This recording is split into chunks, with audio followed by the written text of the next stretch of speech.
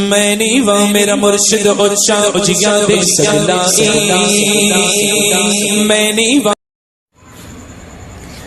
بسم اللہ الرحمن الرحیم.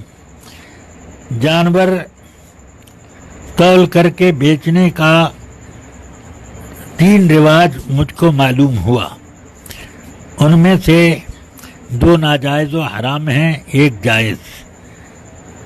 اب جو جائز ہے پہلے اس کو بتا دیتا ہوں کہ اگر یہ آپس میں طے ہوا کہ میں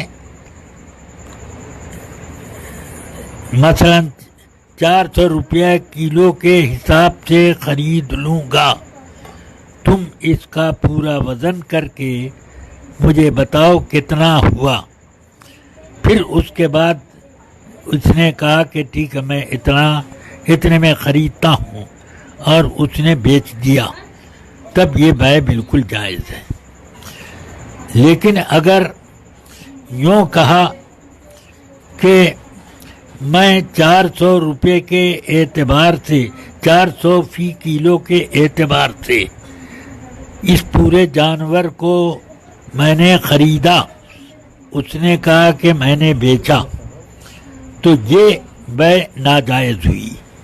کیونکہ جب خریدا اور بیچا اس وقت نہ دام معلوم ہوا کہ کتنا ہوا ٹوٹل، اور نہ یہ کہ مبیع معلوم ہوئی کہ کتنی وزن دار.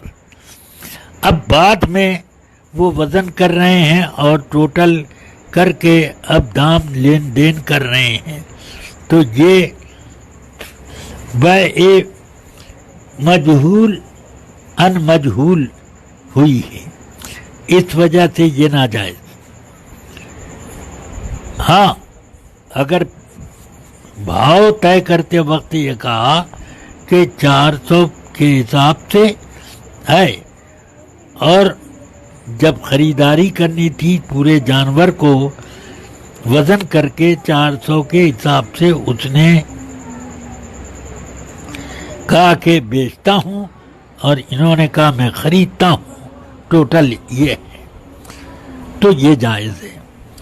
تیسرا طریقہ یہ کہ اس جانور میں جتنا گوشت ہے وہ میں نے 500 روپے کلو کے حساب سے خریدا، اور اس نے کہا میں نے بیچا، اور جانور ذبح کیا گیا. اب اس میں مثلا 10 کلو گوشت نکلا، تو اب 5000 اس کا دام اس نے لگایا. بیع پہلے ہو چکی، وہ بیع مجہول، ناجائز و حرام. نہیں معلوم کہ کتنا گوشت نکلے گا اور ٹوٹل کتنا پیسہ ہوگا، اور جانور ذبح کر دیا گیا. اب بعد میں معلوم ہو رہا ہے بیع ہونے کے بعد اتنا روپیہ یہ ہوا اور اتنا گوشت ہوا، تو یہ بیع ناجائز و حرام ہے. اس بیع کو فسخ کرنا ضروری ہے. بس واللہ تعالی عالم.